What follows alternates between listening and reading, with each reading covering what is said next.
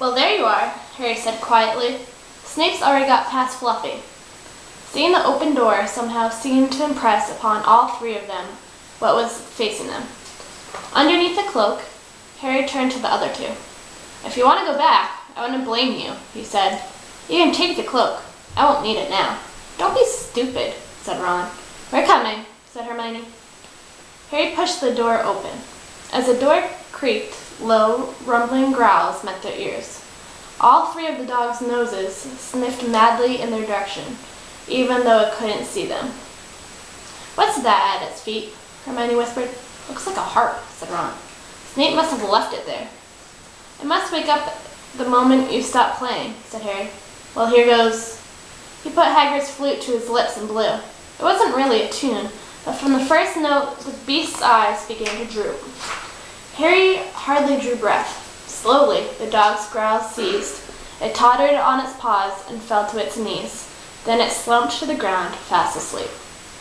Keep playing, Ron warned Harry as they slipped out of the cloak and crept towards the trap door. They could feel the dog's hot, smelly breath as they approached the giant's head. I think we'll be able to pull the door open, said Ron, peering over the dog's back. Want to go first, Hermione? No, I don't. All right. Ron gritted his teeth and stepped carefully over the dog's legs. He bent and pulled the ring of the trap door, which swung up and open. What can you see? Hermione said anxiously. Nothing. Just black. There's no way of climbing down. We'll just have to drop. Harry, who was still playing the flute, waved at Ron to get his attention and pointed at himself. You want to go first? Are you sure? Said Ron. I don't know how deep this thing goes. Give the flute to Hermione so she can keep him asleep. Harry handed the flute over. In the few seconds' silence, the dog growled and twitched. But the moment Hermione began to play, it fell back into its deep sleep. Harry climbed over it and looked down through the trap door. There was no sign of the bottom. He lowered himself through the hole until he was hanging on by his fingertips. Then he looked up at Ron and said, If anything happens to me, don't follow. Go straight to the Hourly and send Hedwig to Dumbledore, right? Right, said Ron. See you in a minute, I hope. And Harry let go. Cold, damp air rushed past him as he fell down, and flump.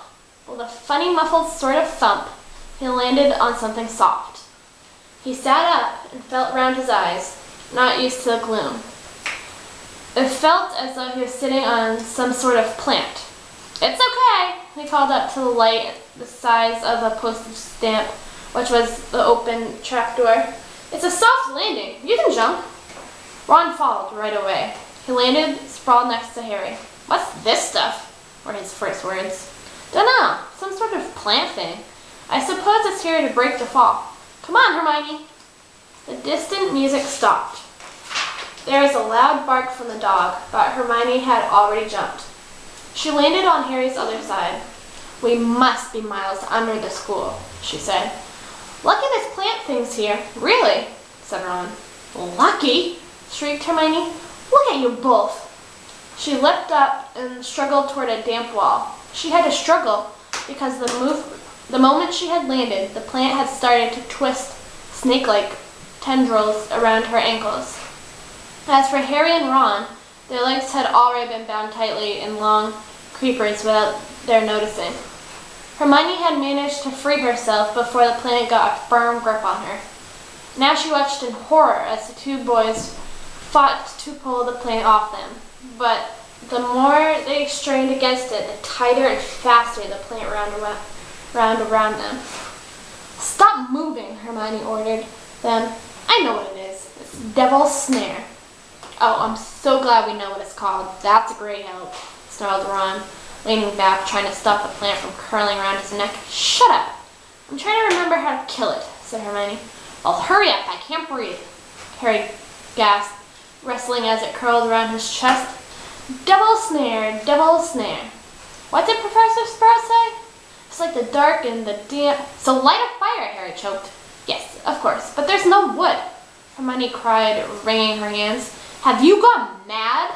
Ron bellowed. Are you a witch or not? Oh, right, said Hermione. And she whipped out her wand, waved it, muttered something, and sent a jet of the same blue bell flame she had used on Snape at the plant. In a matter of seconds, the two boys felt its loosening its grip, and it cringed away from the light and warmth. Wriggling and flailing, it unraveled itself from their bodies, and they were able to pull free. "Lucky you pay attention in herbology, Hermione," said Harry as they joined by the wall, wiping sweat off his face. "Yeah," said Ron, "and lucky Harry doesn't lose his head in a crisis. There's no wood, honestly." "This way," said Harry, pointing down a stone passageway, which was the only way forward.